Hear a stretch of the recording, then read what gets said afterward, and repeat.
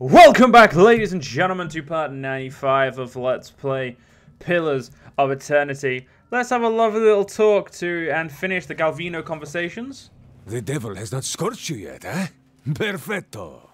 Who is a poor Italian man. I had questions about the devil of Carrock. As must the gods themselves. He looks to the ceiling and opens his hands. The golem says nothing, but her essence smolders. Resentment rises from her in shimmering waves. Oh no, apparently we finished with her. Tell me about how to awaken someone. You're the Watcher, so you know better than anyone, Diverus. You must find a sole descendant of one of the dwarves of Durgan's battery. Talk to the villagers. When you find such a one, remind the sleeping soul of its old name. Awaken it thus, and it can teach you the Cantek. I want to know more about the expeditioners who came before me. Or came to you before. As would I, but there is little to tell. They never gave their names. But they seem to know more about the battery than the others, which is unusual because they did not seem like typical adventurers. He raises his snowy eyebrows. Their hands were smooth and marked with ink, not scars, and they traveled light. Unusually so. He rubs his chin.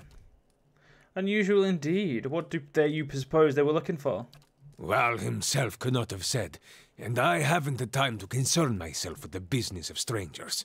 What were those constructs I encountered in your workshop? Other projects, they are none of your concern. He waves a hand and looks quickly away from you. Villagers don't trust you. Do those constructs have something to do with it?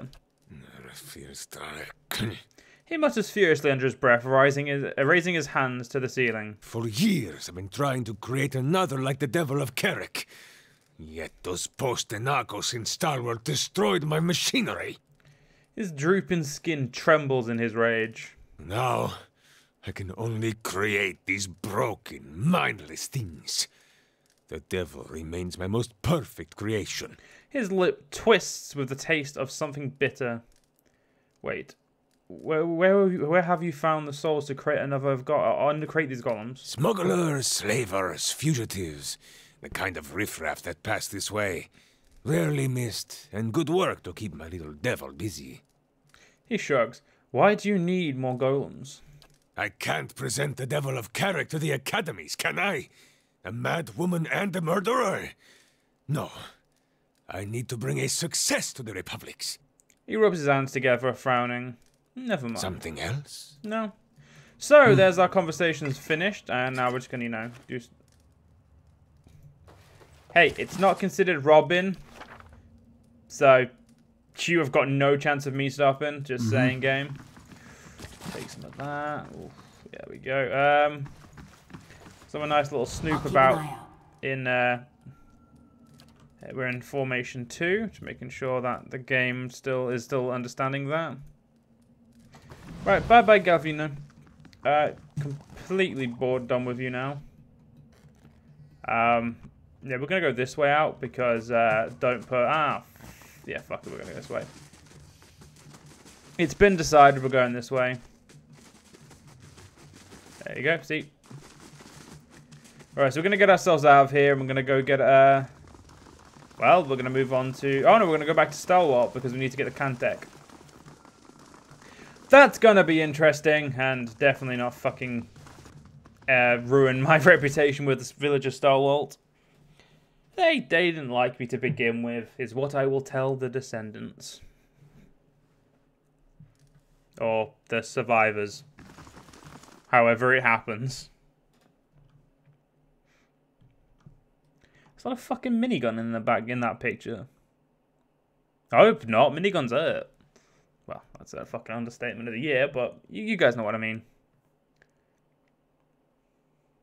The miniguns hurt isn't exactly an understatement.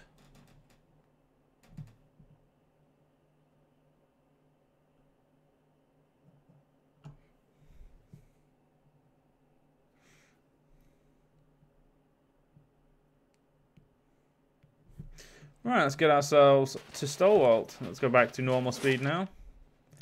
Stalwart Village. Ha. To think this was meant to be the easy part. I had an easier time fucking with the base, like the actual base game, than this shit. Don't know what it is, but this is a pain in the ass. That's all I know. We'll deal with it. It'll be fine. Didn't think I'd miss this place. Had that much right. First, your neighbors hound you because you say the wrong prayers at supper time. If it wasn't that, it'd be something else. Just their way of letting you know they care. Then some cross-eyed lord gets to stringing up your neighbors. A couple of them were ones that had been hounding me, so that worked out at least.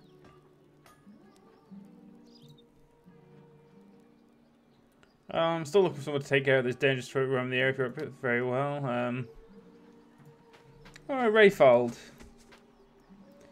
This man startles visibly at the sight of you, though he attempts to hide it with a queasy smile. Say, you're the one we have to thank for fighting off the ogres, right? Never thought I'd see one of the God-touched. I would have helped fight them monsters off, you know, if I didn't think I'd just get in the way. And with you there to handle things, everything turned out well enough, didn't it? Don't see why Havrick's still sour at me. The snowy paths peel away, and the brisk air gives way to the acrid stench of smoke. A dark cloud billows up from the remnants of a burning house. At the far edge of this rocky field, you are low to the ground, held in place, and above you the winds tug embers back and forth like firebugs. Not so brave now, are you? The vision in your left eye is clouded, such that the figure standing over you is a collection of rough smears of black cast in silhouette by the fire. A dark shape swirls towards your face, and the subsequent burst of agony jars you out of the memory and back into your own skin. You got the look of someone with his teeth around a secret. Her cold fingers are locked around your arm. Her black eyes search you. She's looking at you the way attractive female lions look at me.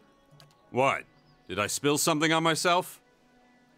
What's this about horrific? Oh, Havrick's the innkeeper over at the Grave's Rest. I may have been hiding in the inn when the fighting started. The raid didn't improve his disposition any. Did you know he has a whole case of Fenlin liquor in there? I keep offering to buy it off him, but he says he's saving it up for when the battery's open again.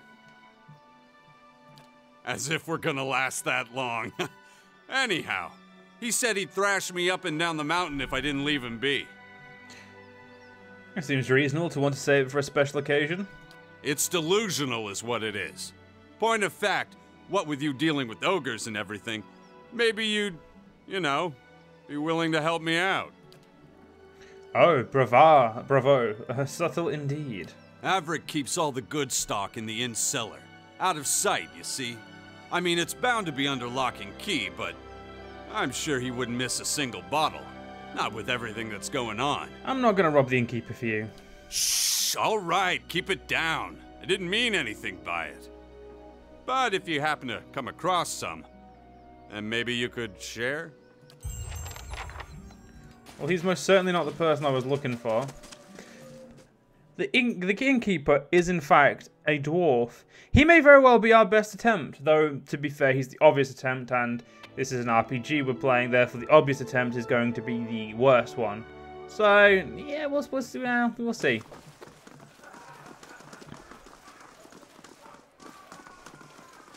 Back to warm your hands, eh? What can I do for you? I thought you might want to know that Rayfold asked me to steal your liquor. He did he?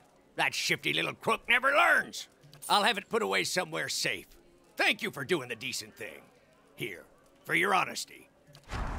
Not why I came in here, warm your hands, eh? What can I do? You see a room, dark and damp. A cellar. It looks like part of the inn rather than an old fortress. Though Herefrick's eyes, you admire rows of gleaming hot bottles, recently dusted and polished. As you step back from the shelves, you look on with satisfaction at a pressure plate concealed in the stone floor. You all right? I won't serve you if you're already drunk, you know. He squints at you. Alright, so it's not you. There's an asshole in there. There's some twats over here in there. Read Android's soul. A handful of memories dart across your mind like startled fish, leaving indistinct images and sounds in their wake. For a moment you are overwhelmed until one particular recollection tugs at your senses with stubborn force. You, or Andred, or both, kneel on a stone floor held between two men. The man pacing in front of you wears the armor of a Crucible Knight, and you feel Andred's half-hearted contempt for him as if he were your own. You feel Andred's triumph, too, when the knight comes just close enough for you to spit blood into his boots. The memory slips away from you, and you find yourself back in your own shoes. The whiff of salt and brine is in your nostrils before the room has even faded. The ground heaves beneath your feet, and a spray of ocean water roars over the railings as the ship heels under the wind. The ship shudders violently, and you are thrown against the railing. In that moment, you find your gaze pulled to the pitching surface of the dark sea, and you see an eye, broad as a shield, gazing back at you in turn. Fear and fascination sweep through your mind, even as your senses recede and the memory fades. So it's not those two. I know there's an asshole in the, well, it's not an asshole, but we know there's someone in the, down below. So let's get ourselves some fucking information.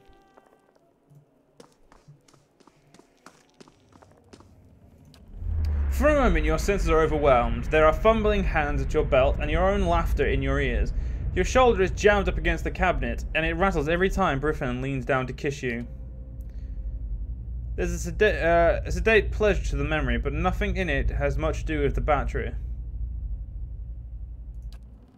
Huh? Fair enough. So it's not... No one... Ah, wait. I think there's one more person in here.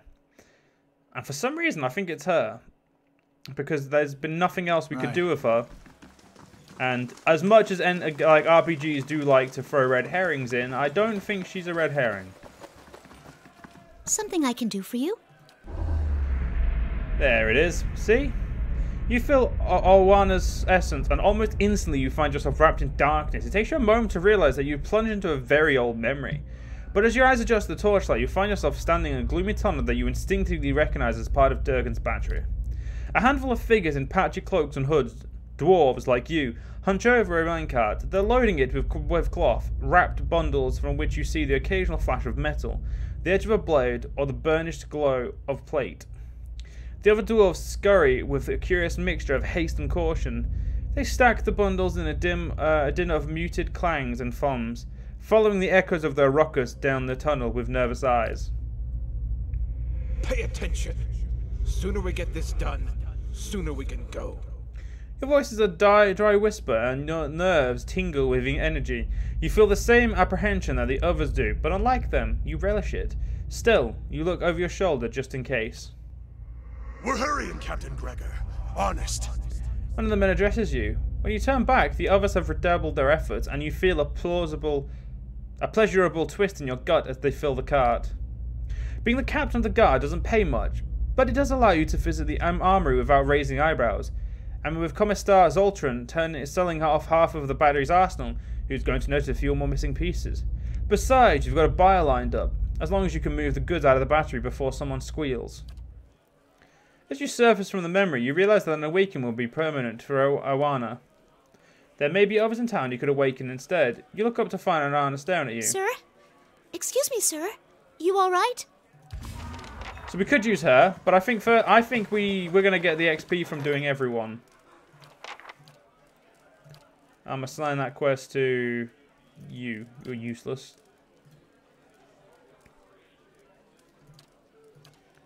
I'm just going to auto-resolve this quest.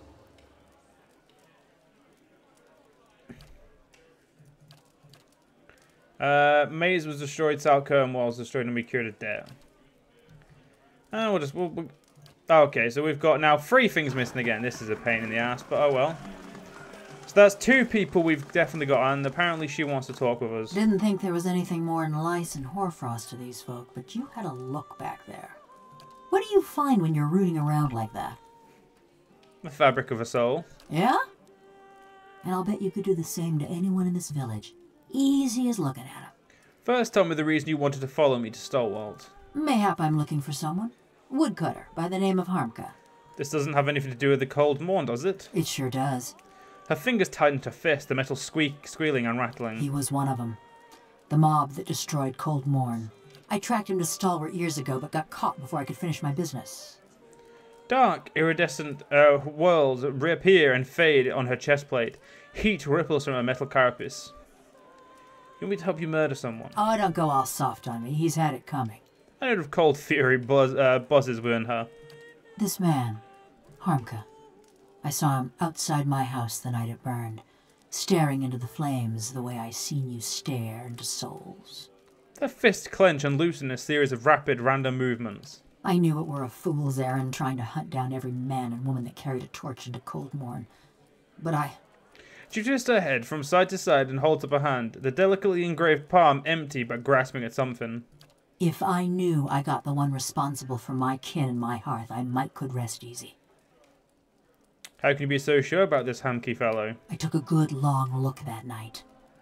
Ours was a little place with a yellow door right on the edge of town. He was there. Besides, I asked around when I first got to Stalwart. Townsfolk said that all the woodcutters in town took part in the purge. Point of pride for them. What does this have to do with me? I told you he was part of the mob. I spotted him watching my house when it burned. But when we find him, I want to know if he's the one responsible for my home, my parents, and my brothers and sister. I never thought I'd have the chance to know for sure. But you could look into his soul and find out. You being a watcher and all. I'll do what I can. Mighty fine of you. Mighty fine indeed. Don't know where he dallies these days, but someone in Stalwart could tell us. People from little villages, they always know. The back marbles of her eyes scrape against their sockets as she looks at you. Gilvano said you murdered several people before he transferred you. Effigy's eyes, that man loved to talk. Tell me why you killed those people. If it's sane and logical reasoning you're wanting, you're gonna be disappointed. Ain't no sense in any of it. Something drove you to kill those people. It obviously matters. Mayhap you've heard of Coldmore. Was a quiet, forgettable patch of the woods. Till a pack of rabid clodhoppers set it afire. That was the start of the purges.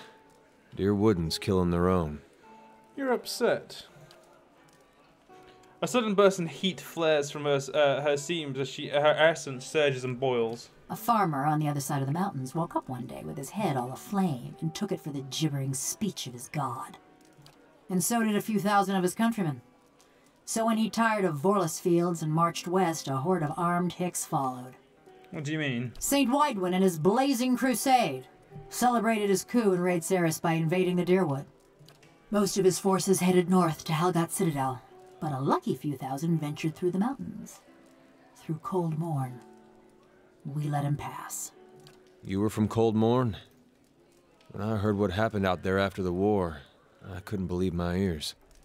Fine line between couldn't and wouldn't. Why didn't you try to stop the Red Assyrians? They had us clean beaten numbers. Even bumpkins like us figured that. Just look at Mercy Vale. They fought back. And now there ain't one stone standing atop another in the whole village.